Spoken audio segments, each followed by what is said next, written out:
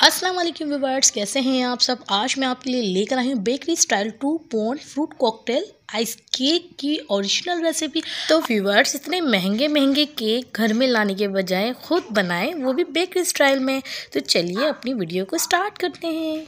तो सबसे पहले जो है हमें एक बाउल ले लेना है। उसके अंदर जो है तकरीबन 3 अदद जो है हम अंडे ले लेंगे। ठीक है, स्टेप बाय स्टेप हमने तमाम अंडे को ले लिए। अब हम अपनी बीटर मशीन से इसको बीट कर लेंगे। अगर आपके पास बीटर मशीन नहीं है तो हाथ की मशीन से भी बहुत अच्छे से बीट कर सकते हैं।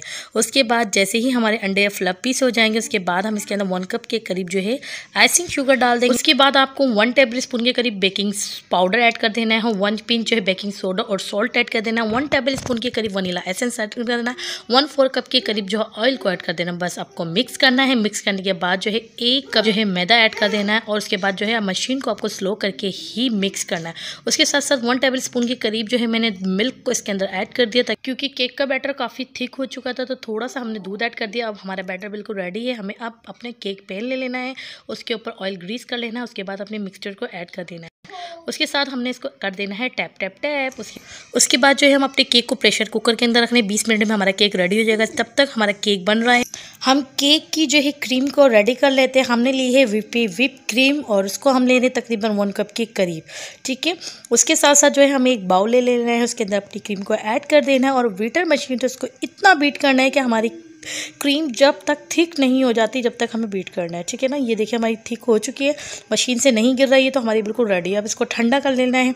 उसके साथ साथ हमें ले लेना है एक फ्रूट कॉकटेल और टिन। उसके साथ साथ जो है अब हम इसको ओपन कर लेते हैं। ओपन करने के बाद जो है अब हम इसको ये करेंगे कि कोई भी एक जाली ले लेंगे और उसके अंदर जो है हम अपने फ्रूट्स को अलग कर लेंगे, उसका जो वाटर है उसको भी अलग कर लेंगे।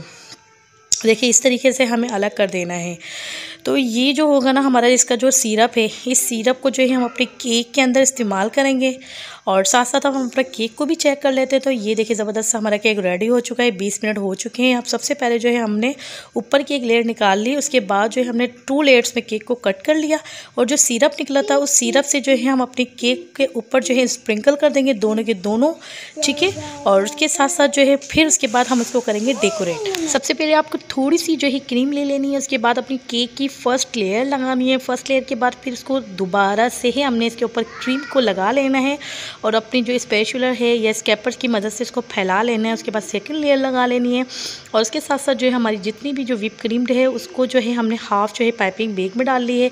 बाकी की जो बची है उनको तमाम को हम पूरे केक को अच्छे से कोट कर लेंगे। ठीक है, इस तरीके से आपको कोट कर लेना है और उसके बाद जो है हमें बना लेने हैं क्रीम के छोटे छोटे से फूल और फूल के साथ साथ जो है उसके ऊपर हल्का फुल्का सा हम डिज़ाइन दे देंगे। और साथ साथ जो है हमें ये करना है, जो सबसे ऊपर जो हमारा केक का जो एक्स्ट्रा पार्ट था उसको हमने बिल्कुल बारीक क्रम्स करके उसके साइड में जो इसको कवर कर लिया। देखिए इस तरीके से कवर करना है। लास्ट में हम इसके ऊपर अपनी जो टिन के जो फ्रूट्स थे वो हमने इसके अंदर ऐड कर दिए। तो बहुत ही सिंपल सी हमारी जो है बेकरी स्टाइल जो है फ्रूट कॉकटेल की रेसिपी है।